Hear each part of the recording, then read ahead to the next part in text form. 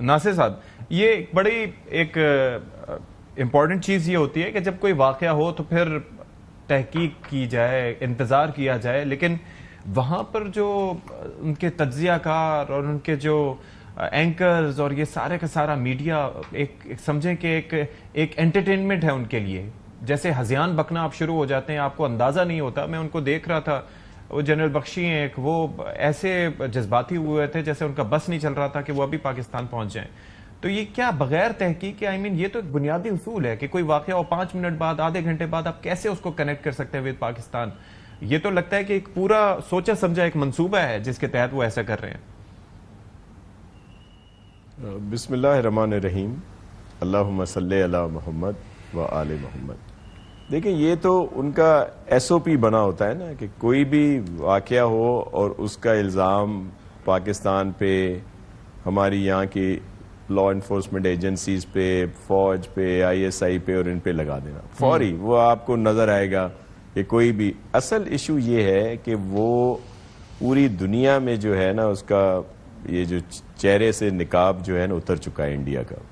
کہ جو دہشت گردی ہے، دیکھیں جس طرح انہوں نے کینیڈا میں مرڈر کروائے، جی جی، دنیا کے دیگر ممالک میں جو سامنے آ گئے، اور پھر ابھی جو کچھ یہ پاکستان میں ہو رہا ہے، جس کے تانے بانے افغانستان اور پھر انڈیا را اور اس طرف چلے جاتے ہیں. یہ جعفر ایکسپریس دیکھ لیں، یہاں پہ چائنیز پہ حملے ہوتے ہیں سندھ میں یا کسی بھی جگہ پہ.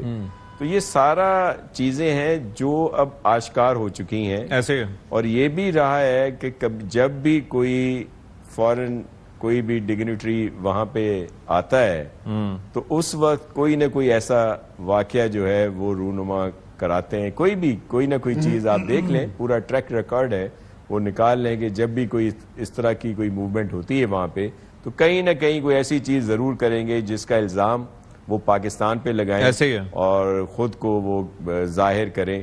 لیکن یہ کوئی نہیں ہے. لیکن ایک چیز ضرور ہے جس کو میں ضرور یہاں پہ ہائی لائٹ کرنا چاہوں گا کہ دیکھیں، وہاں کا نیشنل میڈیا ہو، وہاں کا سوشل میڈیا ہو، وہ کس طرح ری ایکٹ کرتا ہے اور اپنے لوگوں کی وہ چیزیں جو ہیں وہ ظاہر نہیں کرتا یا ان پر الزام نہیں لگاتا. بالکل ایسے ہی. یہاں پہ کیا ہوتا ہے، ہمارے یہاں اس کے برعکس ہو رہا ہے کہ کوئی بھی چیز ہو تو اپنے ہی اداروں کو نشانہ بنایا جاتا ہے. صحیح کہہ رہے ہیں آپ. نیشنل میڈیا پہ آ کے بھی، سوشل میڈیا پہ تو جو گند ہے آپ کے علم میں ہے کہ کس طرح یہاں سے بیٹھ کر باہر کے ملک میں بیٹھ کر کس طرح، اور اس پہ پھر سب سے زیادہ خوشیاں انڈیا مناتا ہے. پھر آپ دیکھیں کہ وہ کیسے ان کی بات کی تائید کرتے ہیں. تو یہ فرق ہے، ایسا نہیں ہونا چاہیے. ہمیں اپنا ملک سب سے زیادہ اہم ہے.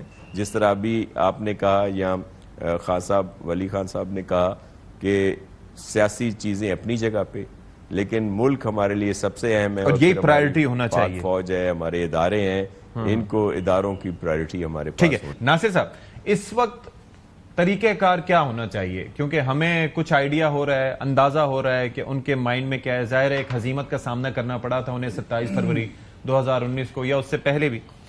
ابھی جو کچھ چل رہا ہے وی ڈونٹ نو، لیکن جو ان کی تیاریاں گزشتہ 3 سال میں رہی ہیں، اسلحے کی خریداری، ادھر سے طیارے ایکوائر کرنا، یہ کرنا وہ کرنا، تو چلیں فوجی لحاظ سے تو ہماری تیاریاں پوری ہیں، لیکن سفارتی لحاظ سے، سیاسی لحاظ سے ہمیں کیا اقدامات اٹھانے چاہیے؟ کیا آپ سجیسٹ کرنا چاہیں گے؟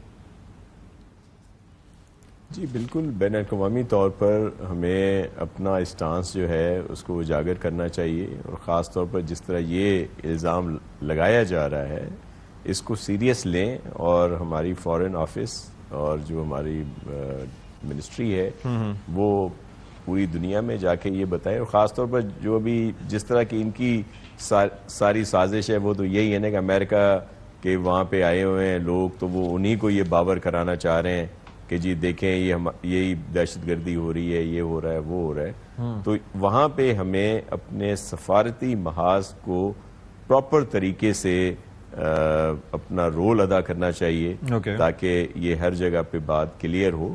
اور انڈیا کا تو یہ رہا ہے. ابھی محترم جنرل صاحب نے مسلم امہ کی بات کی. آپ کو یاد ہوگا کہ ایک ہی واحد لیڈر تھے شہید ذوالفقار علی بھٹو، جنہوں نے سب کو اکٹھا کرنے کی کوشش کی.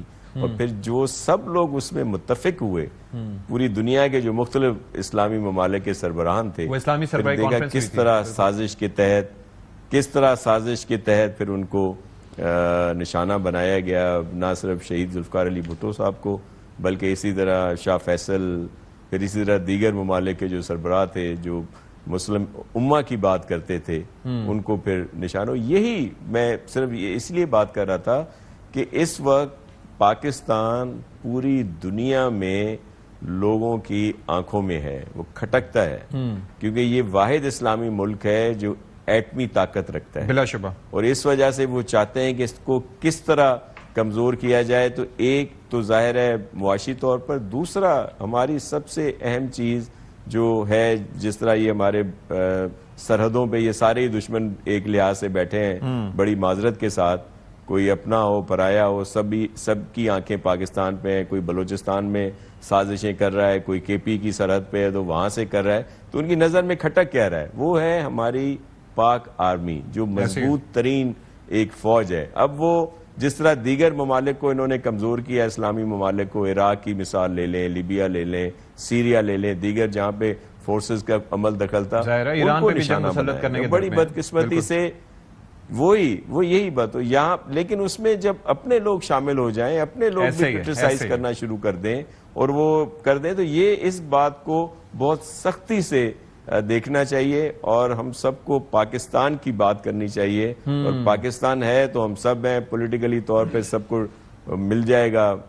جب بھی کسی کا عوام نے جو فیصلہ کیا تو وہ اقتدار میں آ جائیں گے. یہ نہ ہو کہ اگر میں ہوں شخصی طور پر اقتدار میں نہیں ہوں تو جی سب خراب ہے. بالکل صحیح.